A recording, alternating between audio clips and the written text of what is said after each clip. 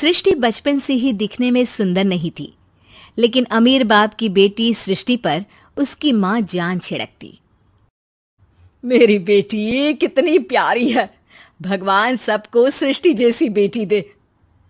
सृष्टि धीरे धीरे बड़ी होती है। एक दिन सृष्टि की सहेली कहती है, तू दिखने में कितनी अजीब सी है, लेकिन मैं जानती हूँ हम सब में सबसे अच्छी शादी तो तेरी ही होगी। तेरे पापा अमीर जो हैं।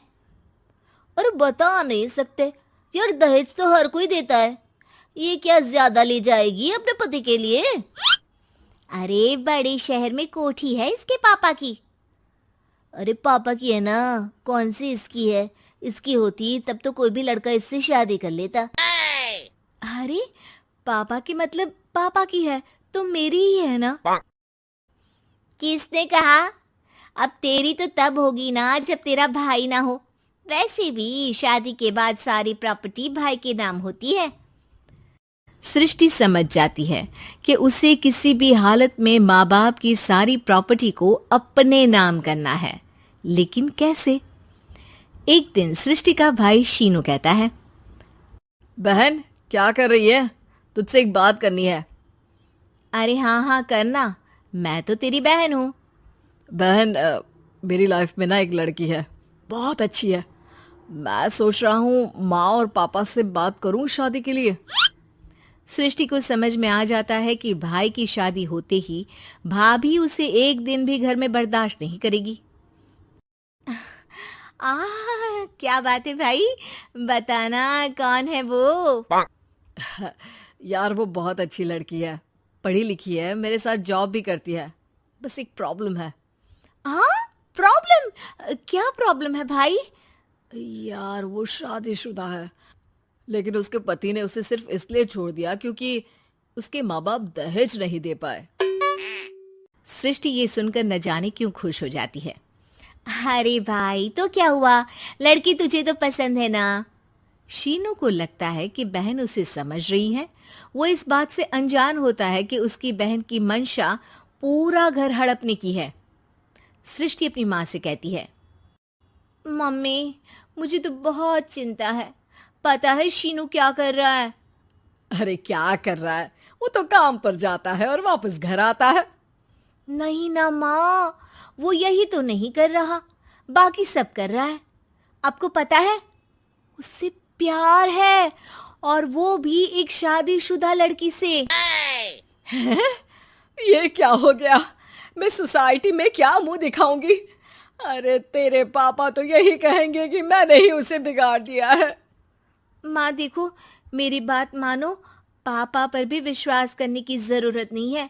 अब आप ही बताओ, पापा इतनी देर घर के बाहर रहते हैं क्यों? बोलो। अरे बेटा वो तो नौकरी करते हैं ना। तू बहुत भोली है माँ। पापा का ऑफिस तो 7 बजे खत्म हो जाता है, लेकिन देखो कितनी देर से आते हैं। अरे नहीं नहीं बेटा, ऐसी कोई बात नहीं है। सृष्टि माँ को एक औरत से बात करते पिता की फोटो दिखाती है। देखो माँ कैसे हैं पापा, मैं ना कहती थी कि पापा सही नहीं है। मैं तेरे पापा से बात करूंगी, दे फोटो मुझे। ओ माँ, वो तो डिलीट हो गई। लेकिन चल, तूने तो देख लिया ना। पापा से बाद में बात कर लेना, और हाँ मेरा नाम बिल्कुल मत लेना। हाँ माँ। अब क्या था, सृष्टि के माँ और पिता के बीच झगड़ा होना शुरू हो जाता है। सृष्टि के मन में क्या चल रहा था कोई नहीं जानता था। एक दिन, माँ सृष्टि के लिए एक लड़का देखा है, वो लोग शाम को उसे देखने आने वाले हैं। और हाँ माँ, एक खुशखबरी, मैं और पापा मिलकर एक नया बिजनेस ट्राई कर रहे हैं। शाम को लड़का आता है, सांवले रंग का।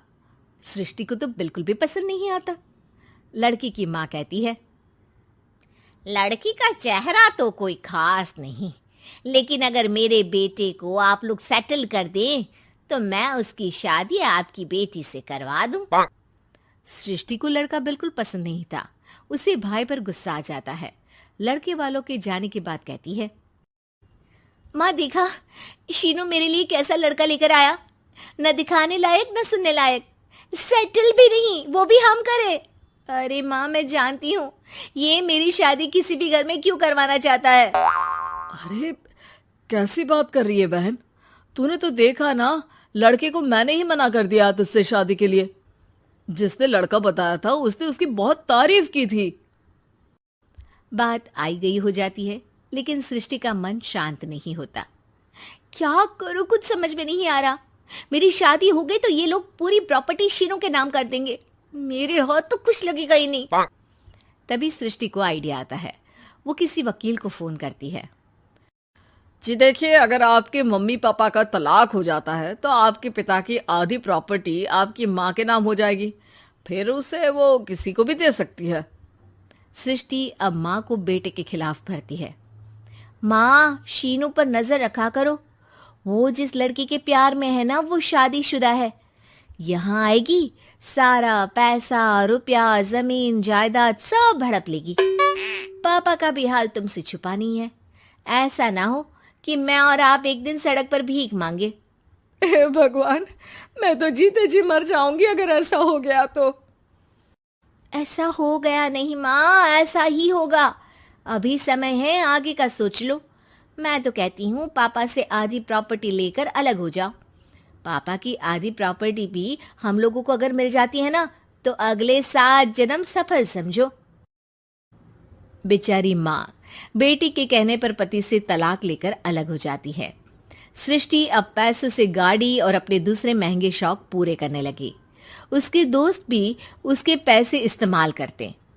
सृष्टि, कल तुम कहाँ थी? मैं सारा दिन घर पर अकेली थी। तो मैं क्या करूं? मैंने ठेका तो नहीं लिया है ना तुम्हें संभालने का। माँ को सृष्टि से ये उम्मीद नहीं थी। वो बैठकर रोने लगती है। वहीं उसका पति यानी कि सृष्टि के पिता आ जाते हैं। मैं जानता था कि तुम्हारा यही हाल होगा, तो आपने मुझे रोका क्यों नहीं? मैं रोकता तो तुम रुकती क्या? सृष्टि के कहने पर तुमने मुझ पर अपने बेटे पर शक किया, लेकिन तुम ये भूल गई कि कैसे हम दोनों ने मिलकर जीवन में इतना सब खड़ा किया। माँ पति के गले लग जाती है। मुझे माफ कर दीजिए, मैंने आपकी कमाई का एक बड़ा हिस्सा गवा दिया। कोई बात नहीं, तुम साथ हो तो मैं ऐसी 7 प्रॉपर्टी खड़ी कर दूंगा। तभी वहां सृष्टि आ जाती है रोते हुए। माँ, मयंक ने मुझे छोड़ दिया। वो बोल रहा था जब तक मेरे पास पैसे थे तब तक ही वो मेरे साथ था। पापा, माँ, मुझे माफ कर दीजिए।